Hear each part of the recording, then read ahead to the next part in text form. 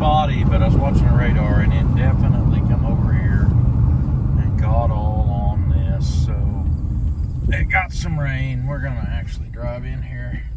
The guy that lives right next door here is really nosy, and he is not home, so I can get by with driving in beside it here. It's not his property anyway, but I try to not make trouble for other people.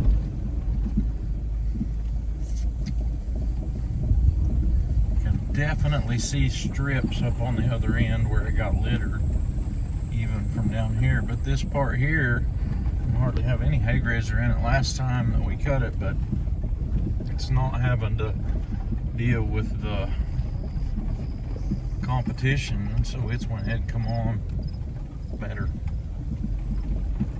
But we're still a solid 3 weeks at least, if I can go that long without before we cut it. So,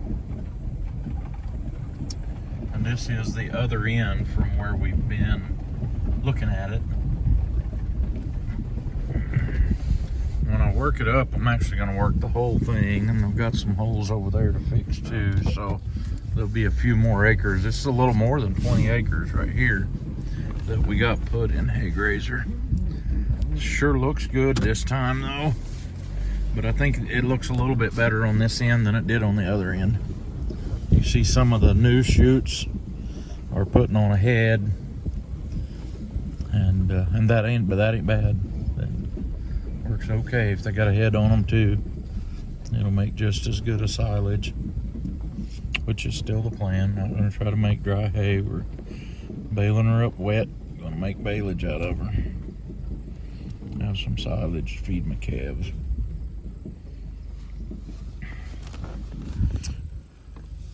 And this bottom end down here is where we got the sludge put on it, what you're looking at.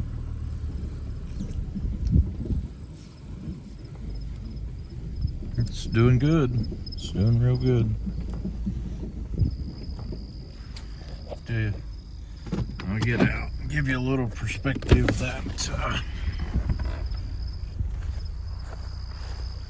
head on that one right there comes up almost to my chin.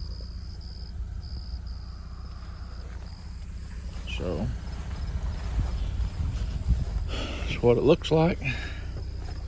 And a lot of people would look at that and say, well, you don't have a very good stand. Nope, don't have a very good stand. But it's more than what I was afraid we would get, because this whole ground is so poor. I don't know how many years they had just taken hay off from it. And then it got to where it wasn't growing nothing but sage grass. And I found out just by fertilizing it that there's a good stand of fescue in here. However, they have been on it when it's too wet to be on it. This is old prairie flat, and it's gumbo type of clay and holds water really bad or good, whichever way you want to look at it. And so they have been on it when it was too wet to be on it, tracked it up. Got several, actually the people that was in here spreading sludge got stuck and made a huge set of ruts in it. And so when we get this baled off, we're going to try to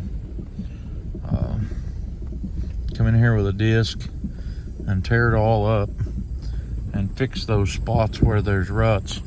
And there's even one little spot right up here, I mean like right past these trees, where somebody's been stuck with a tractor.